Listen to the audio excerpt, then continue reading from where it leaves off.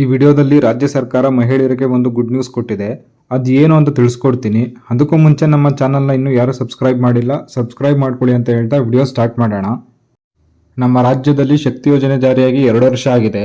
2 ವರ್ಷದಿಂದನೂ ಕೂಡ ಶಕ್ತಿ ಯೋಜನೆ ಉಪಯೋಗವನ್ನು ಮಹಿಳೆಯರು ಪಡ್ಕೋತಿದ್ದಾರೆ.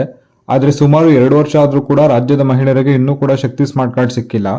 ಆದರೆ ಬಸ್ ಟಿಕೆಟ್ ರೇಟ್ ಏನು ಜಾಸ್ತಿ ಮಾಡಿದ್ದಾರೆ, ಅದರ ಹಿನ್ನೆಲೆಯಲ್ಲಿ ಶಕ್ತಿ ಸ್ಮಾರ್ಟ್ ಕಾರ್ಡ್ಗೆ ಕೂಡ ಕಾಲ ಕೂಡಿ ಬಂದಿದೆ. ಹಾಗಾದರೆ ಯಾವಾಗಲಿಂದ ಶಕ್ತಿ ಸ್ಮಾರ್ಟ್ ಕಾರ್ಡ್ ಸಿಗುತ್ತೆ, ಸರ್ಕಾರ ಏನು ಪ್ಲಾನ್ ಮಾಡ್ಕೊಂಡಿದೆ, ಎಲ್ಲದ್ರ ಬಗ್ಗೆನೂ ಕೂಡ ನಾನು ಈ ವಿಡಿಯೋದಲ್ಲಿ ನಿಮಗೆ ತಿಳಿಸ್ಕೊಡ್ತೀನಿ.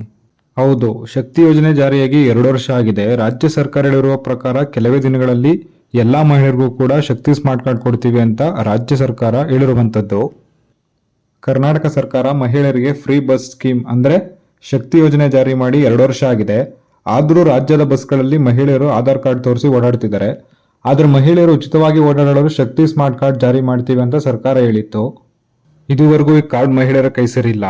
ಈಗ ಶಕ್ತಿ ಸ್ಮಾರ್ಟ್ ಕಾರ್ಡ್ ವಿತರಣೆಗೆ ಸರ್ಕಾರ ಮುಂದಾಗಿದೆ. ಈ ಬಗ್ಗೆ ಸ್ವತಃ ಸಾರಿಗೆ ಸಚಿವರಾದ ರಾಮಲಿಂಗಾರೆಡ್ಡಿ ಅವರು ತಿಳಿಸಿದ್ದಾರೆ. ಮುಂಬರುವ ಕ್ಯಾಬಿನೆಟ್ನಲ್ಲಿ ಶಕ್ತಿ ಸ್ಮಾರ್ಟ್ ಕಾರ್ಡ್ ವಿಚಾರದ ಬಗ್ಗೆ ಚರ್ಚೆ ಮಾಡ್ತೀವಿ ಅಂತ ಸ್ವತಃ ರಾಮಲಿಂಗಾರೆಡ್ಡಿ ಅವರು ಹೇಳಿದ್ದಾರೆ.